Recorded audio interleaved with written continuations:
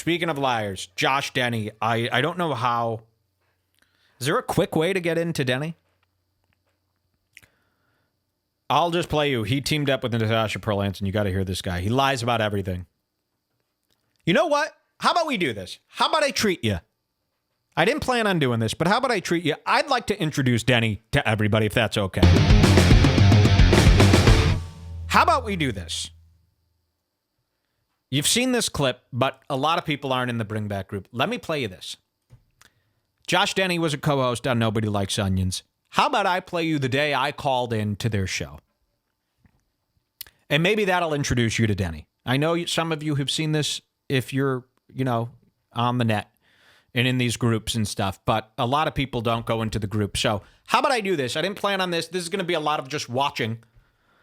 But I'll play you the time I called into Nobody Likes Onions on July something 2014, as soon as I find it here in the Bring Back group. And by the way, if you want to join this group, a lot of stuff gets done in this group in between shows, and you could join right now. It's on Facebook, but you can go to redbarradio.net/BBG.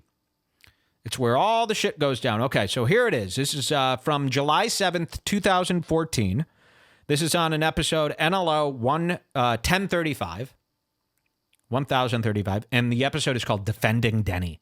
So Josh Denny was in studio, and I think it speaks for itself. Let's see. I always imagine that, I always worry that you guys aren't going to understand what I'm talking about, so I probably reiterate things more than I have to. But let's watch this clip when Josh Denny was a co-host on NLO. Not many people suspected him of being anything other than a comedian. But I had been watching NLO, and I picked up on a lot of his lies and his bullshit. So I'd like to show you this. I called into NLO July 7th, 2014, and I called Josh Denny out. It was not met with anything but Mike is crazy, Mike is a piece of shit, why would Mike do this? And now, come today, remember, everything I'm saying in this clip is what they say about him, as a whole on a daily basis. He's their main fool. So let's watch this. This is the origin, I believe, the breaking point when people started to watch Josh Denny a little bit more closely. Enjoy. I think, like you said, that a lot of the fans of this show think I would be nowhere had I never been on this show. And I don't worship and acknowledge the show that way, and I think that pisses them off. I think anytime they feel like Josh Denny, like anytime I say, like, hey, I'm happy about this that I did in my career, I'm happy I did about that, I feel like if they don't get credit along the way, then there's resent for that. So that they go, well, let me give some context. So what was happening is Josh Denny, he's like a regular co-host on Nobody Likes Onions at this point in time. So however, there were some issues with he right during around the time of this episode, he put out a Kickstarter to take his stand-up comedy album titled Social Hand Grenades. He made a stand-up comedy album that was pretty shitty. He's not a good stand-up. But he had a Kickstarter for a vinyl version of the album. Okay, so he wanted fans to donate to make a vinyl version of the album. And it some people started making fun of him for that in their group on Facebook, okay? And it started getting a little fishy for everybody, including myself, because Josh Denny has 66, at this point in time, had 66,000 Twitter followers that he bought. He lied about that, and he pretends that they're diehard fans of his, okay? Now, we knew he bought them. He uses like a follow back program where, it's like a service. He claims that's fair, but whatever. We know what's going on. So he has 66,000 Twitter followers. Now, if those were his fans, Kickstarters should be no problem. When you're trying to raise $5,000, should be easy. For instance, I don't have 66,000 Twitter followers, okay? But if I put out a Kickstarter like I did for my album, where we raised $5,000, we raised it in what? A week? Okay? So it's easy to do if you have that many people, especially if you have 66,000 fans. You should be able to raise $5,000 in a couple days if you were doing it. So what was happening is nobody was contributing to his Kickstarter. So it was finally a point where we could say to Josh, listen, Here's the proof. If you had 66,000 Twitter followers, like you claim, if they were real fans, you'd be able to fund these projects that you're doing. But he never is able to fund them, okay? Now he has 100,000 Twitter followers, and he's still not able to, okay, for instance, just yesterday, his latest Indiegogo campaign ended. He's trying to raise money to film a 1-hour special. He got, over the course of a month, he got 35 backers. 35 backers. Only made it to 50% of his goal. He has 100,000 Twitter followers that he calls fans. So it's obviously a scam. So they're talking about that right now.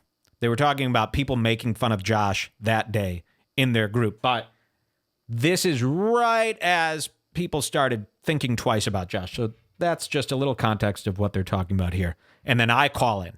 Okay? So that's what we're going to watch. Let's check it out. And nobody would care about you if it wasn't for Patrick putting you on or us supporting you on the show. And that's just not the case. I don't think anybody has that attitude. Yeah, I wasn't implying that. But I do think I'm not saying that everyone has that attitude. I do think some people have that attitude. That could just be your perception. It is. That's my perception. Yeah.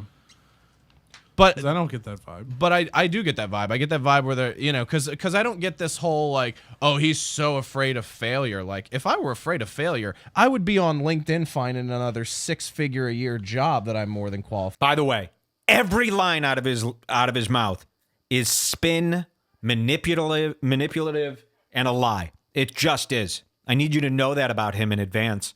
When you're hearing him talk, you go, oh, he's just no. It's all garbage. It's all schemes. This guy is one of the biggest liars in the comedy community. And he's not in the comedy. Again, this is a fool's level, fool's tier comedy. But so every time you see him do this, I want you to keep in mind it's a lie. It's a scam. Okay? It makes it way better. Okay, so why does Mike David hate you? Here we go. I have no idea. I really don't. I don't know why Mike hates me. I mean, I think I've given him reason to after that one time where we went head to head on the show, and I'd given him some nobody in comedy. Here. I think I gave him a reason that time. All right, Mike, you're on. Okay, first I can't hear you, buddy. Hold on. Josh has got to get headphones. Yeah, please have some fucking respect. Put on some headphones. Jesus.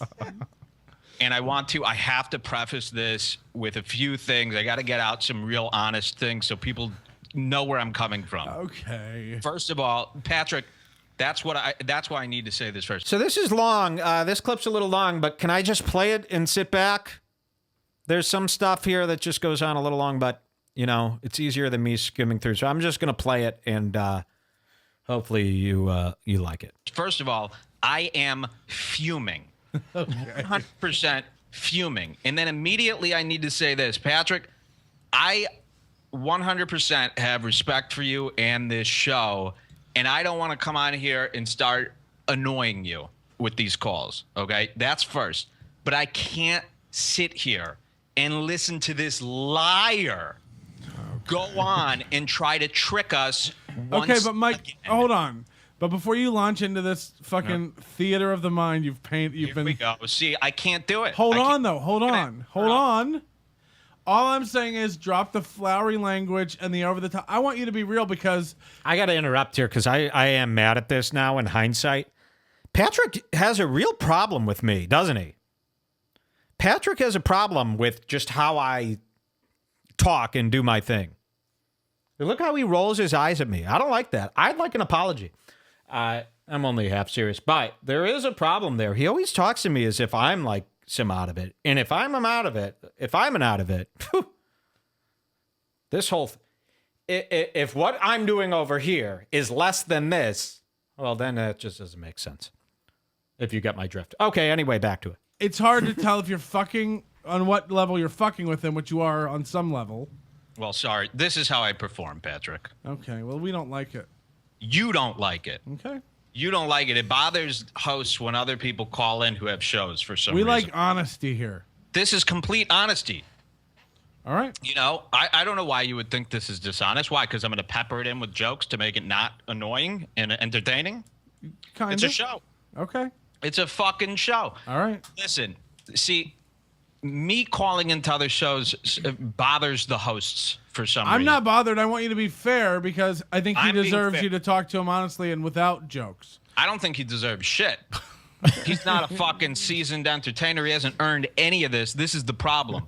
He's living in a delusion where he talks and he presents himself as if he's a seasoned entertainer who has earned the right to talk about himself in Don't such think a he's way. even listening. He's checking his Instagram. I don't give a fuck if he's listening. It's I'm about listening. the people. It's not about Denny. Denny represents an attitude that 80% of our bloggers, podcasters, and phony comedians have today. They're diluting the entire industry because they think they're the same. They think they're the same as people who have worked their ass off to actually get fans. And this Kickstarter has proved one thing, that there is nobody who gives a shit about Josh Denny. 66,000 Twitter followers. You can't even get one fucking backer. Just got another backer. Oh, yeah. Let's read the names. Patrick, fucking D. Fritz, and what's the other one? You? Nope. You It's can't back your pathetic. own project. You can't fake the numbers on this one, buddy. You're finally showing your true Yeah, colors. no, Mike, did you listen to the show the other day? This is why your attitude has changed today, because you know that it's coming to a close. If you listen to the Makes show everything from the sound other so day, Final. if you very listen to the dramatic. show the other day, I was pretty ambivalent about whether or not I thought the vinyl thing was going to take off. It has nothing to do with that. I want to say something. I'm yelling at this motherfucker, and he's sitting there, and you notice every liar, if somebody was yelling at me the way I'm talking, if somebody talked to me like this, first of all, I wouldn't allow them to continue. But if they were, I wouldn't be sitting here going, and drinking. Liars drink. When I'm getting yelled at, the drink, I'm not thirsty, okay? I'm fucking pissed. All right? So every person that I've noticed that's lying is taking drinks while they're being accused. They are. They're just drinking away. And you'll notice, again, do you really need to be drinking that much fucking pomegranate juice as somebody's accusing you in front of everybody publicly that you're a liar and a thief? I mean, I just would never do it. The glass would be away. All this stuff would be away. I would be defending myself. But big gulp. So that's something I've picked up on, over the years, just watching fools watching. They're all the same. A liar is a liar. And, when somebody's being accused of stuff, believe me, you're not. And it's pomegranate juice. It's not fucking water. How many sips do you fucking need of it? We watch Othie do this all the time. Anyway, just pay attention to that. He's a drinker. But We like that's the vibe. convenient The for reason you. we're making fun of you is because you are a joke to those of us that make fun of you. You are a living joke. And why? Respect you. And we why? don't take you serious because And you're why? dishonest. Dishonest about what?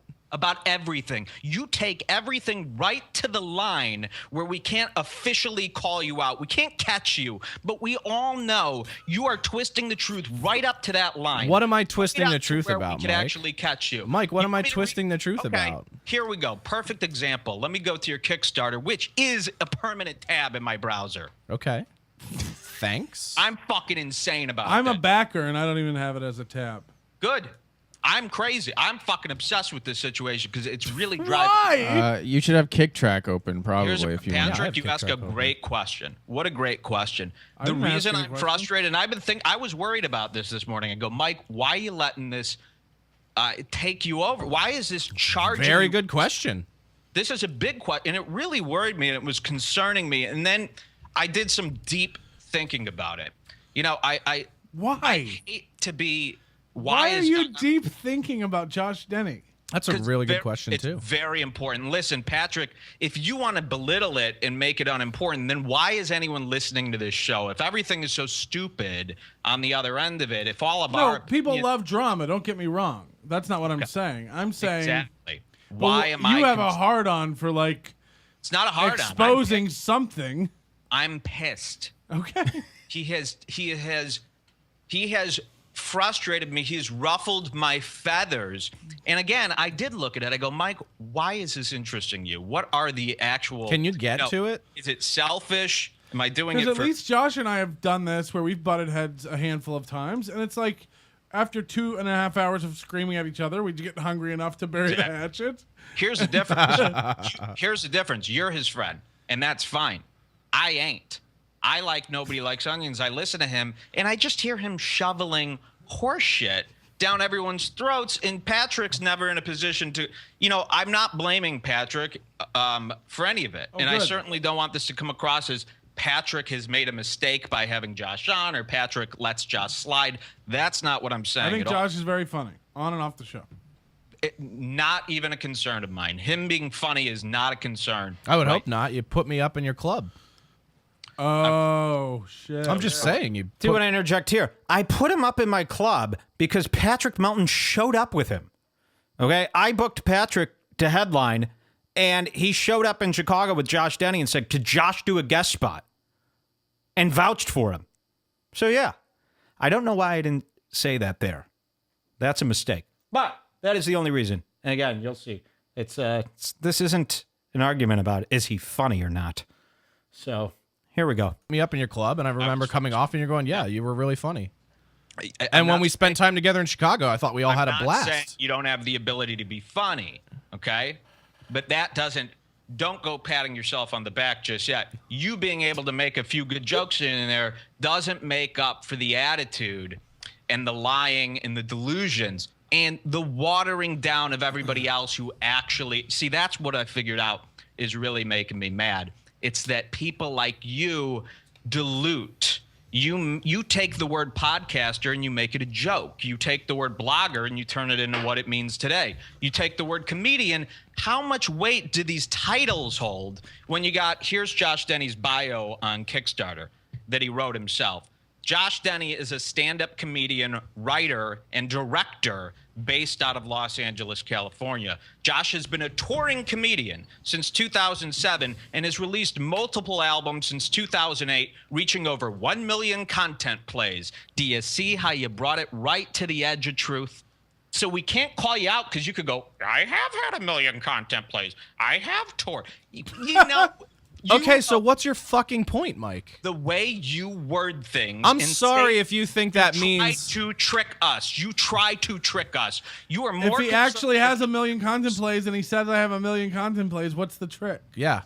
Oh, Patrick, I appreciate that you're trying to ask the tough questions. You're smart enough to know exactly what I'm talking about. And I I'm just, not. I'm saying are. if he's You are. saying 1 million and he has the numbers and they're 1 million, that just means 1,000 content. And If I add this up point. all my YouTube videos, I probably have 1 million content plays. Yeah, This without a is question. why, Patrick, this but is you why wouldn't it's word it that way. frustrating because he knows that. He knows he can't tell a fucking blatant lie because we'd fucking catch him. So he fucking takes it right to the edge to where we have to be frustrated. Do you not and get can't what call marketing is, Mike? You're mad that he out. knows Fuck yourself, liar. Okay. You're mad that he knows how many content plays he has. Yeah, Patrick. Look at that that's right, drink. man. It's Everybody listening fucking understands what I'm talking No, about. I'm being deadly serious. I don't. All right. Josh Denny's bio should says this is what I would appreciate. Okay. Hi, I'm an aspiring stand-up comedian. I've been paid to be a stand-up comedian, so Currently, technically that makes I me a work for professional. Uber. The way he writes this Oh, by the bio- way, so I got to let everybody know this, pausing here. Josh Denny is an Uber driver. Professional comedians don't drive for Uber, okay? Directors don't drive for Uber, okay? He is an Uber driver, still to this day, okay? And he's going on podcasts. He talks as if he's Mark Maron on his show. He talks as if he's Bill Burr. He's giving advice to new comedians. I mean, when I play his podcast for you, you're going to fucking think that he's, like a 25-year professional comedian. He's an Uber driver. So, I just don't understand here. So somebody brings up, and by the way, in the chat, they're saying this is a war with NLO. It is not at all. So Sven, come on, knock it off there. You're distracting from the show here today. This isn't a war with NLO. This is Denny stuff. So yeah, Denny is an Uber driver. That's what he does. So yeah, it does piss me off when I hear him say that he's a director, he's an actor, you know. And by the way, he was just another, there's so much Denny stuff, but here's some crazy ones. He was an audience member on the Anthony Jeselnik show. Okay, remember when Anthony Jeselnik had like a show for 6 episodes on Comedy Central and it was junk, so they canceled it? He had a show called The Jeselnik Experience. And in that show, it was like a variety show, and they would play games with the audience. So Josh Denny and his girlfriend, what they do is they go to all these tapings in Los Angeles as audience members, and they sign up to be contestants on these shows. And that day on the Jeselnik Experience, they picked Josh Denny to be one of these audience participants. Josh Denny uses that as a credit. He uses that on his IMDb as seen on the Jeselnik Experience. And he talks about it. He puts it, I'm sure it's on his flyers. He uses the Comedy Central logo on his flyers. He was an audience member, contestant, participant. Okay? Totally different. Now, he knows what he's doing. He knows what he's doing. He knows that on Jeselnik, they have panels, they have comedian guests on that show. So when he says he was on the Jeselnik Experience, everyone who sees that goes, oh, he's a comedian and he was on the Jeselnik Experience. Must have been as a guest. He's a real guy. No. Contestant. So it's stuff like that that's just maddening. And everybody knows that you can't do that. And nobody who's legit would ever do that. Okay? So if you go to his IMDb, yeah, the Jeselnik Experience. And he knows that nobody's looking and going, well, that's just a contestant, because it doesn't say that. He's trying to make them think he was a guest on that show. I'll continue this clip. Why would he put I work? Now, honestly, why would a comedian put their day job in their bio? Okay, Patrick. No comedian would do that. When I had a day job, I didn't put that in my bio. Of course. That's not what I'm talking about. What I'm saying is he needs to be humble. This is why everybody's fucking mad at him. Because he has a fake it till you make it attitude. What's that? Because he has a fake it till you make it attitude. Yes, but he is more concerned with appearances than actually doing the work. And if he just did the work, we'd have no problem So with what's him. the work, Mike? What's the work I should be doing? The work is less trying to emulate this celebrity comic and more coming up with content. How do you? But you haven't seen a show of mine in over a year. don't You don't give know a what I'm doing to fuck. come up with content. Josh, this isn't an argument. I've made my decision. I'm just here to tell people that, listen, somebody understands as well. I'm there with the frustrated listener on the other end who has been trying to figure out why they hate you as well. So I spent some time thinking about it. And that's all this is. I don't need you to convince me I'm wrong. I'm 100% with this. Yeah. And it's insulting. And the reason I'm making a big deal about it is because it's insulting. It's insulting to people like me. And don't take that as, well, maybe I'm not happy with where I'm at. That's exactly what it sounds like to me. Of course. That's not up for discussion. That's not the argument. The argument is, why are other people so bothered? You know, Luxter and all these people and all these other people who make Luxter said he bought his CD. Okay. Well, then I guess I'm wrong. No, but like, do you not think that Luxter's a Josh Denny fan, honestly? Wait, is Luxter the Luke Cranberry guy or whatever? Yes. Okay. Luke Cranberry. Is that what is it the thing? Yeah. Look at him eat his nails. And listen, I do want to add this. I love being this mad about Josh Denny. I know. I love this kind of stuff, and I'm not going to be embarrassed about it. This is entertainment at its best. But don't take that as you're doing the right thing, Josh. Don't take that as a compliment. Keep eating those fucking fingernails. This is what Mike wrote in Facebook. And you missed some doozies of fights in there. But this is what he writes publicly. Josh will delete the Kickstarter after a few more days in order to expose himself as a failure. Or in order to prevent exposing himself as a failure. He will give some reasonable excuse like it was his idea to shut it down, but not because nobody likes him. Like, so you think he has zero... I just told him the same reason. People aren't going to buy the same album they already have heard. Yeah, it doesn't necessarily represent how many fans you have if they don't buy this. I don't think it was Yes, a good... it does. first Kickstarter, and I told you that. Yeah, and we thought and we agreed that I was like, it might not be. I guess we'll find out, and we are. If I had 66.5 thousand followers on Twitter, I could put up a Kickstarter called "Give Me Money Now" and fucking have it backed in a day. The fact that you have 60, then go do it. That's not. I don't want. Go do it. I don't. That's not what the argument's about. You just said if I had it, I could do it. Then go fucking do it and shut everybody up. I have 66,000 followers. That's what I'm saying. I don't lie about how many people are fans of mine. Okay. You do, and now we're seeing the results of the lies. You don't have 66,000 fucking fans. You bought those. You fucking manipulated those people into. I manipulated them into following and favoriting and liking and. You have been trying to emulate a successful comic for years, and that's our problem. You're not a successful comic. You're not a success. You haven't earned the right to call yourself one, yet you want to live in this fantasy world where you're the same. You're the same as Neil Brennan. You've got a manager. You're the same as all these guys. I do have a manager. I have a manager. Yeah, Patrick's cool and he's good. We're not talking about Patrick. Patrick earned the right to do whatever the fuck he wants. No, not okay. Josh performs more around LA than I do. Good for him. So does fucking the dude who dresses up like Jesus. You know, that doesn't mean Kevin? Shit. He can perform all he wants. And I just watched it. His name's Kevin. Bullshit. It's fucking horseshit. Your stand-up is horseshit. There's not a fucking honest bone in your body. Okay.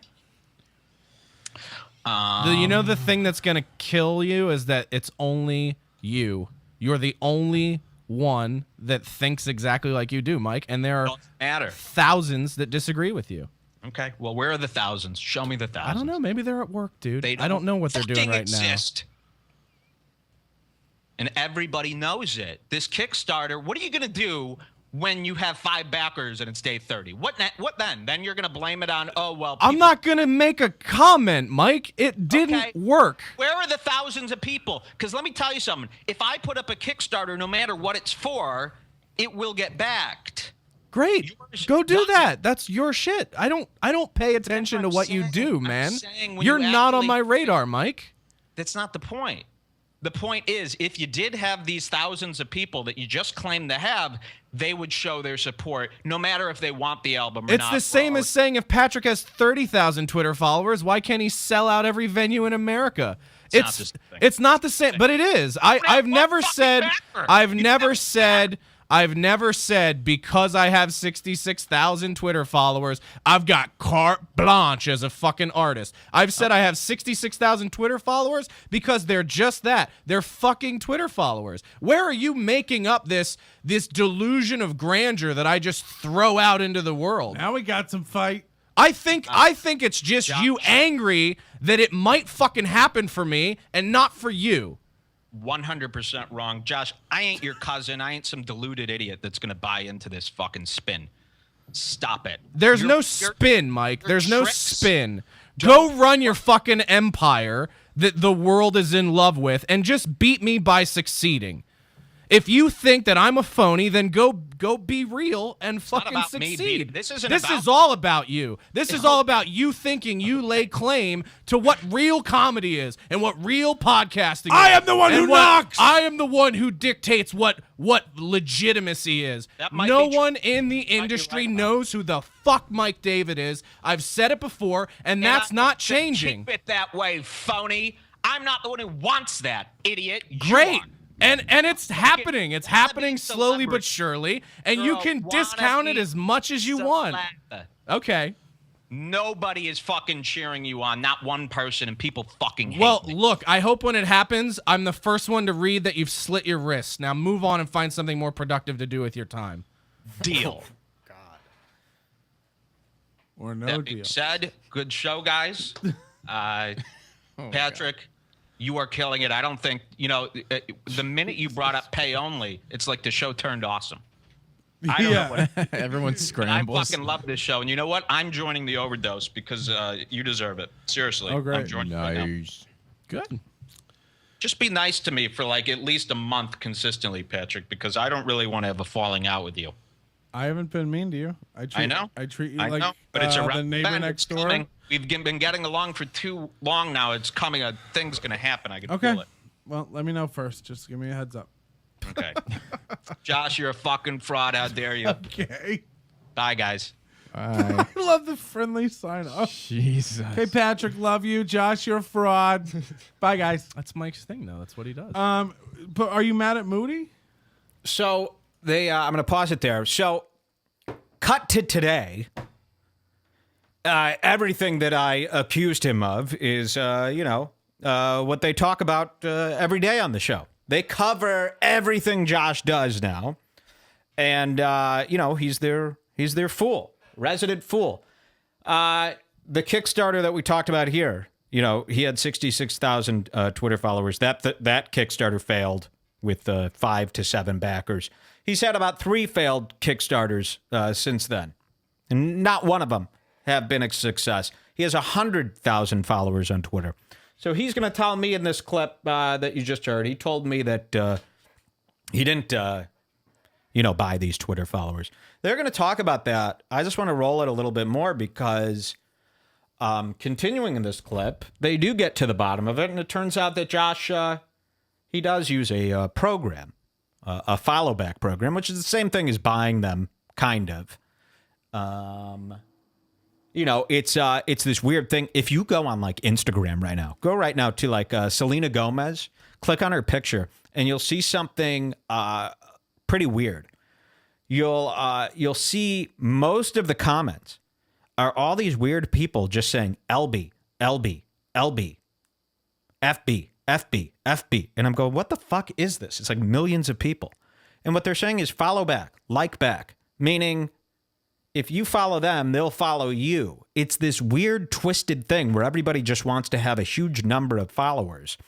And they do these follow back programs. And, even if you're not using the service, it's like understood that if you say follow back, all this bullshit, they'll do it. It's so fucking nuts. It means nothing. And these people, they don't retain. My point is, even though these people follow him back, it means nothing. They're not buying his shit, okay? They're not coming out to his shows. They're not supporting his projects. They don't exist. So it's, he's only doing it to look like a success instead of being one. You get it? Everybody knows. I want to learn to argue the way Mike does. Good. Somebody says in the chat. Yeah, it's just a very weird thing that's going on. But Josh, I want to play a little bit more because he gets caught in this lie here, and you'll see it all fall apart. Check this out. No, I've been clear about what I think about Moody. I think Moody's. You don't think he's just fucking around? Troll. No, what I sent to you was that there is, and just like Mike showed us, there's a much deeper psychological internal root with these people about why they have to try to fuck with me. And I think they really need to take a look inside and figure out what it is. I mean, obviously Mike has a problem with the fact that I'm making my best attempt to try to have a career, and everything that I do in lieu of trying to expand my fan base or whatever is considered fake or phony, even though I've come on the air and have talked about it. And I've talked completely transparently about what it is and what the intent is. I think it just comes down to the term buying Twitter followers. Yeah, but it's not buying. I've never spent $1 on fucking Twitter followers. What's that service? Watch this. Well, in terms of buying Twitter followers, no, I pay to use a service where I can filter my Twitter following. No, you follow people. It doesn't filter. It's no different than if I open the app, click on a user, and follow all of their followers. That's no different. Team follow back. And there's a percentage of people that follow back, and there's a percentage of that interact with the content. Right, but if they don't follow you back, then you unfollow them. Yeah, I flush it out because of the API limitations. So you're paying money for a program that helps you get Twitter followers. Yeah, how's that bad? Yeah. Oh, No, now but it's you son of a bitch. So I say it, and they fucking tell me, no, Mike's crazy. And it takes 8 levels of deconstructing what he actually does for him to go, yeah. How disrespectful. I mean, he needs a beating. He needs a beating. And shame on Patrick for not. So Patrick knew that that's what I was talking about, but yet didn't let me get that point in. And they kept asking me questions to throw me off there. I mean, come on. You know this is what I'm talking about. I hate people that pick apart, using technicalities with words. Like, stop doing that. Everyone knows what we're talking about when we say things. When Donald Trump says they're sending rapists and he doesn't mean all, and everybody fucking knows that. Anybody who does this little nitpicky thing, like Joe Rogan just did with Milo, it's the most disrespectful thing to fucking human argument that there is. I hate it. It's like when I say buying Twitter followers, that's what I meant. When I say manipulated people, that's what I meant. You're using some sort. I'm not familiar with it because I don't fucking use it. These programs, these follow back things, this subculture of numbers. And they're all doing it. They're all doing it. And it's a fucking giant scam. We showed you on this show. We bought Twitter followers from my account. Remember, we were trying to get it up to 1 million to show that this system is broken. Okay? It's just, but you're doing it because you know that there's people who don't know that can be done. So it is deceiving. Okay? Josh Denny has 100,000 Twitter followers. He wants people to think that's because they like him. He doesn't want people to know that he uses a follow back program. So you have to talk to him for an hour for him to be able to admit it. Do you see? That's deceptive. So I'm so sick of people trying to use language to try to, deceive the conversation. It's like, enough with that shit. We all know what we're talking about. And the audio should be fixed now. So I'll continue on. But now he admitted, it took that long. Of course, I'm fucking nuts while I'm on the phone accusing him of it. But now, I think that's a bad connotation. Why? That I'm taking a proactive approach to getting people interested in what I do? Right. Okay. Sorry that I have a capitalistic outlook on how I build my brand. If I can go get people interested, if I can go get people interested in what I'm doing, it's no different than hitting the streets and handing out fucking albums. But he's mad that you're using that, some might call it fake information to market yourself. But it's not fake.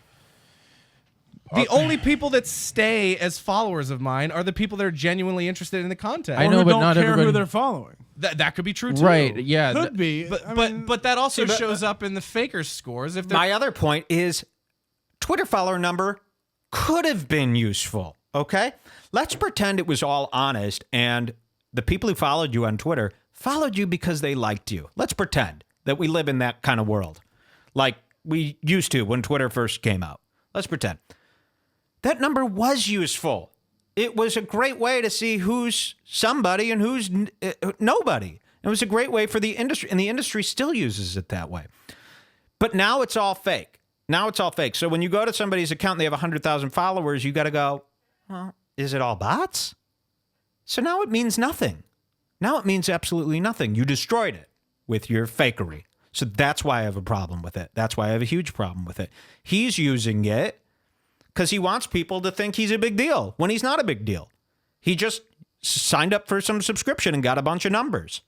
So he is being deceptive. And he fucked it up for everybody else. Because now, let's say I get to a point where I actually do have 100,000 legit Twitter followers, which can never happen anymore. But let's pretend that I could. It means nothing now. And that's what I meant by diluting. And I think that's a real shitty thing to do. Because you can't trust anything now. You see a YouTube video. Are these real views? Or are they bought? Do people really like this? Or don't they? You could buy the likes. You could buy the dislikes. So it's all shit. And we were using these numbers as a way to figure things out without having to spend a month on them. So when if you're going through Twitter and you see, a comedian with 100,000 fans, back in the honest day, you might go, this guy is good. Or people like him.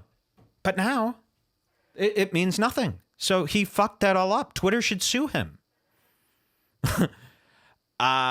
It's real bad. I think it's really bad. I think people like this should be put to sleep. They're not interacting with my content, then they're not. And it shows up in the clout score as well. So if I have a huge following that doesn't interact with my content, my clout score would go down. Okay, so what about the hits on your Survivors Anonymous video? What, the views on that? Yeah. Oh, he just brought up. So Josh Denny, with 66,000 Twitter followers at the time, puts out a video that he directed, like a comedy sketch video called Survivors Anonymous. He put it on Funny or Die only. I'm guessing he put it on Funny or Die because he wanted people to think he was involved with Funny or Die like Will Ferrell is. He wanted to think, oh, well, it's on Funny or Die, so he must be part of that. So I think that's why he did it instead of YouTube. And the Funny or Die video, I mean, how many views does it have? It's like under 1,000. So when you have 66,000 Twitter followers or 100,000 and you're claiming that these people like you, then why does your content have no plays? If you have 66,000 Twitter followers and every day you promote the video to them and the video has 385 views, these people are not really followers. You've bought them. Let's see. What matters is when you put out a new single, who buys it? That's a fan, someone says. Fritz sounds like he was kind of with Mike on this, but didn't speak up. Yeah, what you got to understand is at the time, people didn't really know. And Josh Denny was their friend. And at the time, it's not about what they did at the time. It's, what matters now is they fucking hate him and they know he's a con artist, so that's good. But yeah, at the time, they didn't know. They weren't to blame at the time because they didn't know. You don't know till you know. It's like I used to have Othie on the show. At the time, I didn't think he was as bad as I think he is now. I would never have him on the show now. He's a fool. Actually, I would love to have him on the show now. Be fucking brilliant. But, yeah, you don't know till you know. So now they know, and that's all that matters. But, yeah, so don't take how they acted here as, how it stands. This is from over a year ago. But, yeah, D. Fritz and Patrick make fun of Denny every single day now. So it's they're on the side of truth. They're on the right side. And D. Fritz, the guy in this video right now, he's in our chat right now, and he says, let's just say this. I didn't think Mike was out of line. Yeah. So, but the listeners sure did. If you go to the comment section of this episode when it aired, everyone was going, Mike's nuts. I don't understand Mike. He's a nut. And now, I mean, like I said, Denny is the Bauer of NLO. So, the Michael Raybauer. The Dinky Laps. Let's watch a little bit more, and then I'll show you. I mean, you could do Denny stuff all day. I could have a separate show called Denny, where I just show you Denny's lies. It's nuts. It's good. I mean, it's fun, too. Everybody right now, go follow him on Twitter, because you'll see. He just had here's a good one. So he had a new Kickstarter that was going on this month in Indiegogo, okay? The site I used for my album's fundraiser, which was successfully funded. He used it with 100,000 Twitter followers. Help me make my 1 hour special. Now, this is certainly something that if you're a fan of his, this is where you would show up. This is help me make my 1 hour special. I want to raise $5,000 to make my 1 hour special. After 30 days of begging his heart out to his 100,000 people, the campaign ended unsuccessfully with 35 backers. Everybody, 35. This motherfucker went to Twitter 2 days later and tweeted, I swear to God, let me find this tweet. Because the fundraiser was a failure, okay? 53%. That's a failure when you have 100,000 Twitter followers. 35 fucking people. Half of them were family. Let me show you the tweet he put out. Let me see if I can find it. I am blocked on Twitter, so I'm going to this Nobody Likes Onions group. To find it. Let me find it. Here we go. Wait till you see this tweet. Wait till you see this tweet. And this proves he's a fucking liar. Look at this. So his fundraiser ended, remember? It was a failure. A giant disaster. Okay? He tweets this. Thanks to all of you who contributed and shared our Indiegogo campaign.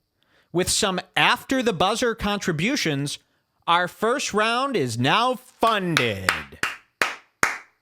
So, in order to not look like the fundraiser, which on paper is a failure, the numbers don't lie. Indiegogo, it's up there right now. You could go check it. It says not funded. He tells his Twitter followers that after the campaign ended, people came through and funded the other 50% that he needed to make it a success. So after a month of asking 100,000 people, only 35 people came through. But when it ended, they all came through and they made it a success. So now he's telling people that they raised the money so that he doesn't look like a fucking idiot. Can you believe this? Can you believe it? And we can never prove it. See, it's another one we can't prove. We can't prove that they didn't donate privately, but we know they didn't. Isn't that nuts? So it just doesn't end. It doesn't end. Let's play a little bit more of this and see if it goes anywhere. And then I'll play you the clip from his latest podcast with Natasha Pearl Hansen, a fool that we handpicked over here. The fools fucking are attracted to each other. You should listen. I wish I could play you the whole episode because, I mean, it's just nonsense. I can't say anything about why people watch it or don't watch it. Okay, but if you have 66,000 followers and 900 and something views, right, then most people aren't interacting with your content. They don't get filtered. That content. I don't have any way of knowing who's viewing it from what. It doesn't show me where the viewers come from. How does it know then? How does what know? How do they know who's interacting with your content? You said I don't know. If they don't interact with your content. Call somebody who works for Cloud or call some. He goes, I mean, you guys should go watch this show. It's Nobody Likes Onions, 1035-1035. That's the number of the episode.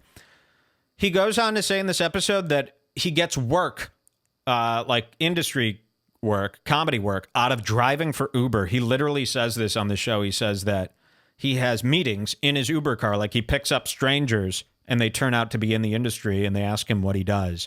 And he says, oh, I'm a comedian and a writer. And he lies and says he gets writing gigs from Uber passengers because they networked in the car. Yeah. I'm sure that's what any professional in the industry is doing, hiring Uber drivers to write for them. I mean, that's just insane. It's insane. So let's play you this. I just want to play you this from his podcast with Natasha Pearl Hansen. Let's get into that. But again, you know, I'm sitting here kind of frustrated because there's like, I literally would have to do this podcast for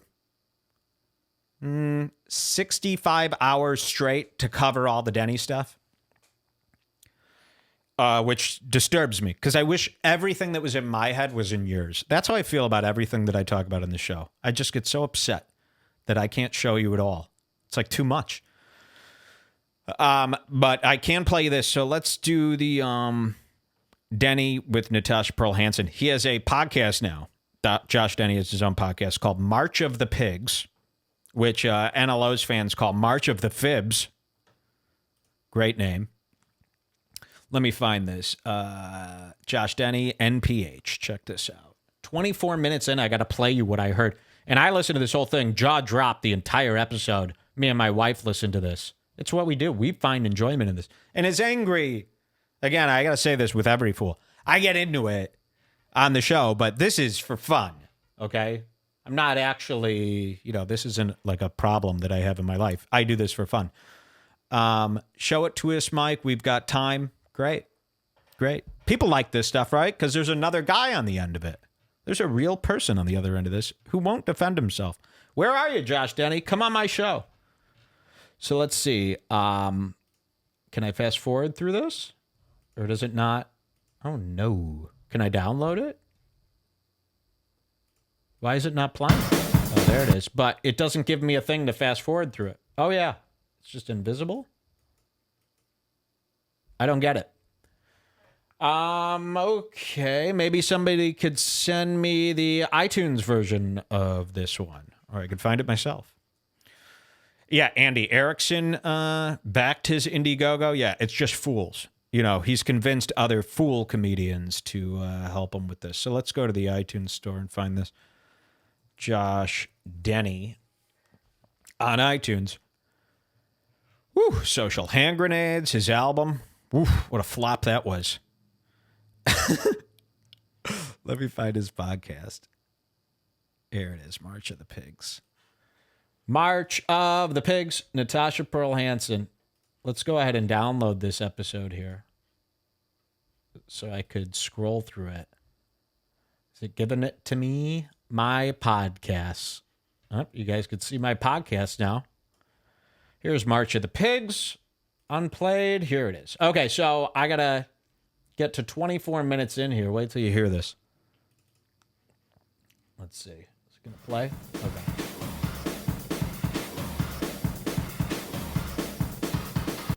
Oh, it's not letting me. Oh, now it will. Okay. Affect you. Yeah, I'm Whatever. nailing it. I'm You're doing nailing By the way, their whole podcast is just like defending why they're not successful and analogies, how, as to why it's okay. But I got to play you this line where he compares himself to Louis C.K. It's just utter insanity. And this is what drives me wild. Listen to this. At people, it's like, who cares? Just do whatever. Yeah, it seems like everybody in comedy specifically are trying to look for the reasons why they're not where they want to be, and they look everywhere but am I just funny enough? Yeah. I think that's usually the reason. I mean, I don't feel like I'm funny enough a lot of the times. You're not. But guess what? I'm having a blast every time I'm on stage. So I honestly don't care. Like, I don't think that I'm the best. Yeah. So, I mean, who else cares? And if you leave entertained after having been on stage with me and a bunch of other people, or been in the audience with, other people on, you know what I'm saying, then everyone's happy. And then we can all go get beers together and it's fine. Yeah, here's what I think is the difference between being arrogant and being confident. Being arrogant is thinking you're the best. Being confident is knowing you belong. Yes. And so, like, I don't think I'm better than guys like Louis or Bill Burr, but I think I belong amongst them. I think I'm good enough to be in that realm. I think I belong amongst Bill Burr and Louis C.K. Is he out of his mind? The two greatest stand-ups of 2015? He's an Uber driver who can't get more than 35 people to come out and support him. So obviously you're not the same. I mean, this is just a nutty thing to say. I'm going to rewind that because you got to hear it again. And this is real. In these episodes, every line of these episodes is like this. We go, it's insane. It's insane. I mean, I need to do more. I need to quit my life and just be here all day showing you this stuff because somebody needs to keep tabs on it, I feel, or the world will go into madness. Every time I'm on stage. So I honestly don't care. Like, I don't think that I'm the best. Yeah. So, I mean, who else cares? And if you leave entertained after having been on stage with me and a bunch of other people, or been in the audience with, other people on, you know what I'm saying, then everyone's happy. And then we can all go get beers together and it's fine. Yeah, here's what I think is the difference between being arrogant and being confident. Being arrogant is thinking you're the best. Being confident is knowing you belong. Yes. And so, like, I don't think I'm better than guys like Louis or Bill Burr, but I think I belong amongst them. I think I'm good enough to be in that realm, to be a comedian or whatever. I don't compare myself to those guys and go, I'm better or they're. I personally think they're better. Why would you? Why on earth would you? Who would say that? I mean, people that are better than them wouldn't even say that. That's nuts. I mean, Bill Burr is almost a genius comedian. Yeah.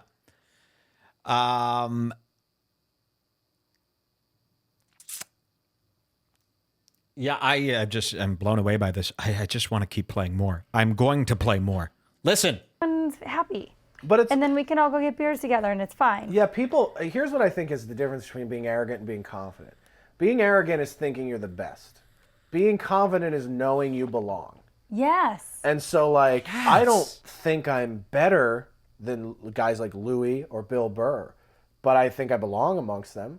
I'm good enough to be in that realm, to be a comedian or whatever. I don't compare myself to those guys and go, I'm better or they're. I personally think they're better just because, and they should be. They've got 15 years on me in the game. Exactly. They should be better. Exactly. But I also don't think I don't belong either because they're better. Like, and that's the thing is like, there is either do you belong or do you not belong? Right. And I don't think there are varying levels of that, or I'm better than this person or whatever. It's just like, I know I belong. Like, so. Can we do, instead of a fundraiser for all these fucking bullshit things, how about a fundraiser to teach every podcaster about a simple plugin called a limiter? Okay? A limiter. I'm going to give everybody an audience lesson. In every podcast you listen to, just comment, get a limiter. On every audio recording application, there is a plugin, an effect, a dynamic effect called a limiter. And what this does is it takes your audio, it takes your loudest sound, okay, and it brings all the other sounds up to its loudest so that when you're playing it back, they're all on the same level. Okay, so that you see how when I play other people's podcasts, it all of a sudden gets really loud. It doesn't even really work on our show because I have what's called a limiter. This isn't cost any money. It's it's a free plugin. Please do the world a favor. Put limiters on your show. Every show we listen to, it's the audio is all over the place, and I know you're frustrated because if you're listening to stuff at work, let's say, okay, and you gotta or. You ever listen to stuff at night, and you don't want to bother other people in the house or your neighbors, and you got to crank up a podcast to hear what somebody's saying, but then because they don't have a limiter, somebody else talks at a reasonable volume, and then it's fucking so loud, and you got to keep fucking riding that volume knob? It's enough to drive a man insane. We need everybody to be on this page and get limiters. It's time. You would think they would all figure this out by now. It took Joe Rogan about 7 years to finally get one. So, just a little complaint. I want to play more of this. It gets loonier. He starts comparing himself to Sam Adams, the beer. As a business person, you know that it's financial, and I know what the issue is. And my friends reached out. They're like, dude, he knows he can't fuck you over on the money. Yeah. Like, he knows what you're supposed to make doing a show that size for those people. And right. He knows you're going to push back. His club is not equipped to style it that way. You know what I mean? No. He can't do a tiered charge that way or a tiered payment for comedians. No. And make it work. And the way I looked at it is like for the local guys. And you should be able to book your own team because that's how you can cross promote and get the people that you need. All they do is sit around. I also want people that I know are these people. Every podcast is just them sitting around talking about promotion and marketing themselves. You'll notice that in all these comedy podcasts, you rarely hear any comedy. You do hear a lot of industry talk and constantly talking about who got this and how to, and they all pretend that they've worked out their problems and that they've come to this, level of enlightenment where they fucking know how it's enough with it, and this is when I booked Mark Maron on my show the day that the takeover happened. Mark Maron was scheduled to come in here, but it didn't happen because they stole my comedy club. But it was right as Mark Maron's podcast started becoming popular. And you got to remember, before Mark Maron's podcast, there weren't a million podcasts with comedians sitting around talking about the biz, okay? And then putting it under the comedy category. This pissed me off. I had a podcast that was constantly in the, top 50, top 100 on iTunes, okay?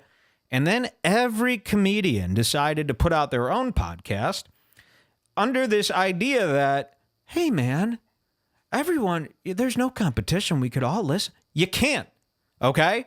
I'll tell you why we can't all listen to everyone's podcast. There's only so much time in a day. Now take that and subtract the time people have to listen to podcasts. So you are making it a competition. People do have to choose what to listen to. Now you've got every comedy on earth sitting around talking to another comedian about the business. And they're all saying the same exact goddamn thing. And they're all under the comedy category. There's no comedy in these shows.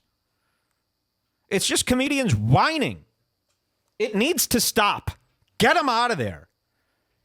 You know, it used to be people could go to that iTunes directory and find my show. Now you have to sift through 7,000 of these bullshit shows, listening to two wannabes sit around pretending that they know about the industry. They don't.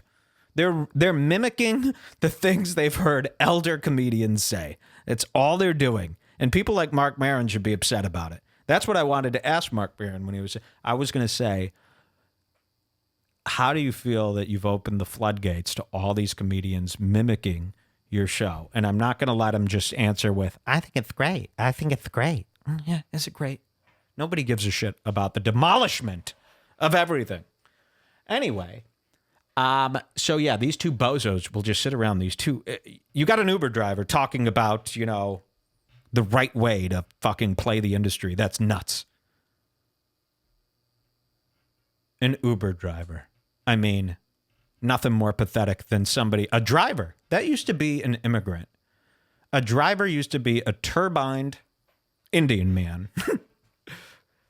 Because that's all he could do is drive. He wasn't good enough to get a real job because he couldn't speak the language, but he could physically put his foot on a gas pedal. And now you've got people just giving up. They're drivers. They're fucking drivers. I think it's so pathetic that we're encouraging this. It should be shameful. And listen, again, if you want to use one of these jobs to get to point A to point B, be my guest. That's respectful. Do what you got to do to survive and get where you need to be. But they're still driving for Uber. They're making a career out of it. It's disgusting. It's not fucking respectable. It's like Othie working at Starbucks for 8 years. It's fucking lame, and it should be beneath you as a man. You should be better than that. Figure out a way. You know, you have all the answers in these podcasts, then use them.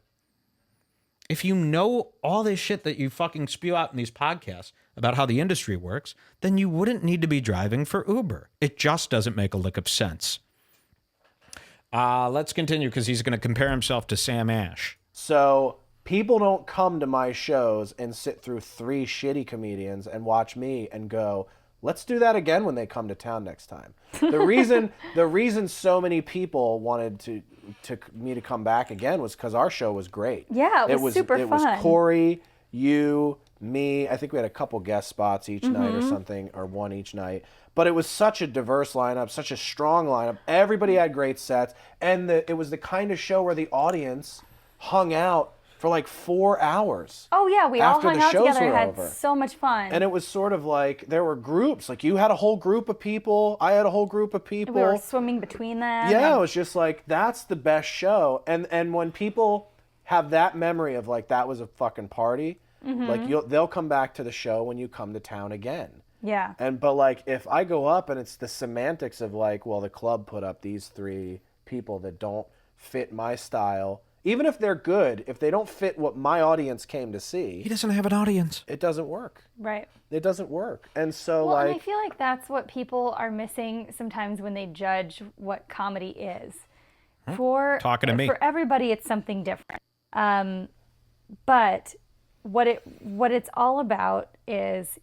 Natasha Pearl Hansen's going to tell us what it's all about. Something. Yeah, you're connecting with people. And ever since I was a kid, I've always just loved, and that's why I love like traveling and socializing and, you know, learning about other people and learning other languages, because I enjoy feeling like I'm connecting with new people. Right. That's the satiation I get from being on stage. It's not because I think I have the best ideas, and it's not because I think that I'm the smartest person in the world, and it's not because I think I'll ever be doing 2 hours of rock solid joke.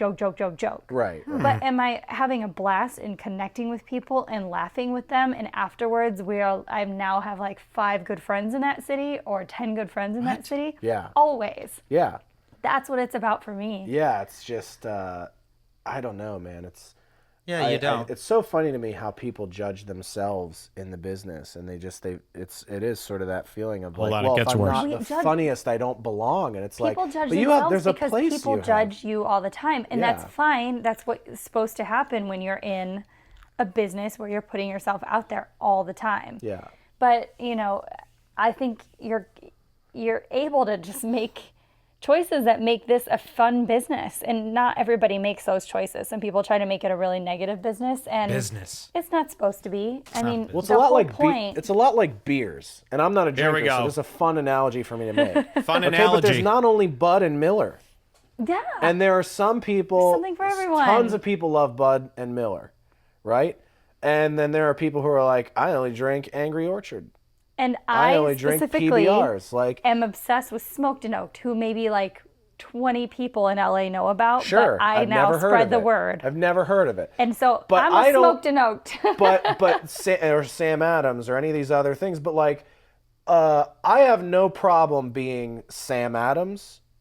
You're not. I don't Sam have Adams. to be Bud or Miller.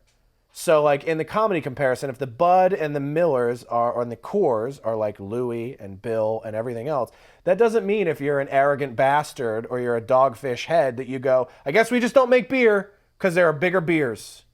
Like, no, I'll make my beer. And maybe someday the Josh Denny Actually, a great analogy. comedy beer will be as big as a Sam Adams or so. And by the way, Sam Adams started as a tiny beer company, Yeah. and is probably the third biggest beer company now. Mm-hmm. But it's like I'm making my beer for the people that like my kind of beer, and that's it. Like a sacred beer where we're from, Leinenkugel's. Exactly. Not a big I have it in beer, my fridge right now. They're arguing with their own fears. It's like they're debating their own insecurities. Nobody is saying that you can't be a comedian because you're not famous. Ain't nobody ever said that. So it just goes on and on. You got to hear these things. This is called March of the Pigs. It's his podcast. Great name for a podcast. Try Googling it. Go ahead. Try Googling March of the Pigs. You'll see about 1 million 9 Inch Nails websites before you ever get to Josh Denny. So he's a fucking idiot. And it's just horrible. As if anybody's fucking listening to this type of music. You should see. Listen to this is how he ends the end of his episode. Listen to the music he plays at the end.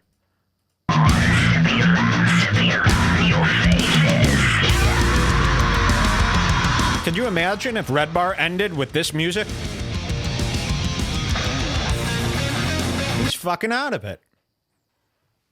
I mean, he's crazy. Who's listening to that besides Sven? So, yeah, it goes on. I mean, literally, I could be here all day. I could be here all day and cover Denny. I want you to know everything about Denny. If you have Denny questions, maybe we could open the phones and you could just do rapid fire things about Denny that people should know about. Because I see in the chat a lot of people are like, oh, Denny did this, Denny did that. It'd be great if people just called in with rapid fire stuff about Denny. 773-800-2980. Because there's so much stuff about him. There's so much good stuff. And I want to keep following his career. Follow him on Twitter. Post your findings. Everything he does is shocking.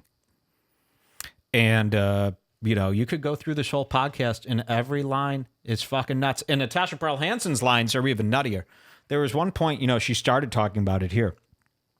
But she goes on to say when she goes to do stand-up, that when she goes and does shows on the road, she goes, I'm not one of these people. She literally says this. She goes, I'm not one of these people who sits there the whole day in my hotel room, like preparing for a set and like practicing. She's like, I'm out having fun. And I go up there and just do my thing. It's like, yeah, no duh, bitch. But you shouldn't be doing that. You shouldn't make people fucking pay to see bad comedy. Do you see why that's a scheme? So what Natasha Pearl Hansen's done is she's come up with like 10 to 15 minutes of passable stand-up. And when I mean passable, I don't mean passable for folks like you. She tours the country in these podunk towns filled with dopes. Okay, dopes who come out to these comedy shows. Imagine the type of people that would go out to these types of comedy shows, okay? So when she goes on stage and they're all laughing, she thinks she's fucking doing her job as a comedian. But these people are starved for entertainment, not to mention stupid. So they laugh at anything that sounds like comedy, okay? But then these motherfuckers take it back to Los Angeles and they think they're real comics. Yet, ain't no one in LA booking these people on a real show that people who actually like comedy will watch. You're not going to see any reputable name on Josh Denny's March of the Pigs. If you go to his feed here, let's read some of the names. Natasha Pearl Hansen. Who else do we have? Janine Whitney. Andy Erickson, a fool that we talked about. Tony None of these people are fucking comics anybody likes. Because they're not good. So, well, fuck these people, I guess. But, they're still fucking with my world. They're still out there. And I want everybody to know that this is not the same thing. So, that's Denny stuff. Do you guys like Denny stuff? Press 1 if you'd like to, me to continue to always bring good Denny stuff to you guys. Because I got a real boner for him. I'll tell you that. I'm obsessed. And again, not embarrassed. Not embarrassed to be following a man this closely and so mad about it. I feel like I'm doing the right thing.